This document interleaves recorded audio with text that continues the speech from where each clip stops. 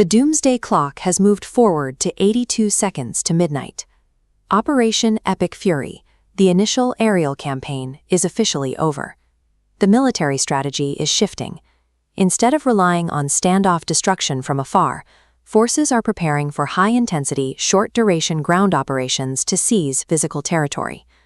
Written orders have been issued to the Immediate Response Force of the 82nd Airborne Division.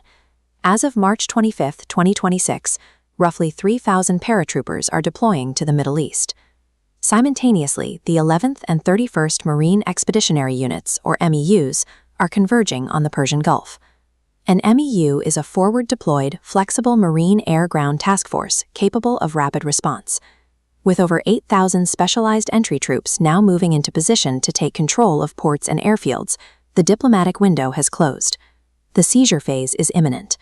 A full-scale march on Tehran faces extreme logistical hurdles and domestic political pressure. The probability of a massive mainland invasion remains below 15%. The U.S. has a 65 to 70% probability of executing a limited kinetic seizure targeting critical offshore choke points. The primary targets are the Tumb and Kharg Islands. Kharg alone processes 90% of Iran's crude exports. Securing these specific islands provides the tactical foothold required to forcibly break the Iranian blockade of the Strait of Hormuz. U.S. forces will face resistance, backed by rival global powers. The crisis has already provided the Kremlin with a massive economic windfall, rescuing its national budget. Russia is returning the favor by supplying dual-use electronic warfare, or EW, suites to Iran. These systems use electromagnetic energy to disrupt enemy electronics, specifically aimed here to jam U.S. GPS, the Global Positioning System, and drone guidance. China is actively finalizing sales of advanced anti-ship missiles to Tehran.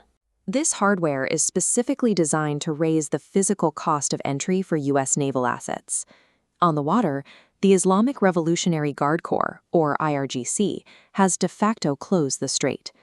The IRGC is a primary branch of Iran's armed forces, tasked with internal and border security. Their blockade has effectively halted 20% of the global oil flow. Executing a localized seizure under these conditions risks immediate horizontal escalation.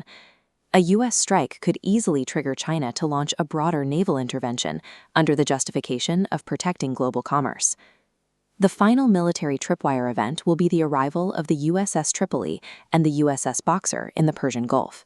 Their proximity to the Iranian coast marks the completion of the staging phase. If U.S. boots hit Kharg Island, Iran is highly likely to immediately activate its forward defense cells. These proxy networks will strike U.S. military bases in Qatar and the United Arab Emirates in immediate retaliation.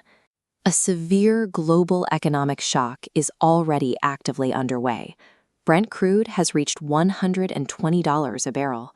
Global markets are pricing in a long-term closure of the strait. Consumers can expect domestic gasoline prices to surge by 15 to 20% the moment kinetic operations begin. The tactical execution of this offshore seizure will trigger a severe, unavoidable global economic crisis, regardless of how quickly the military objectives are achieved.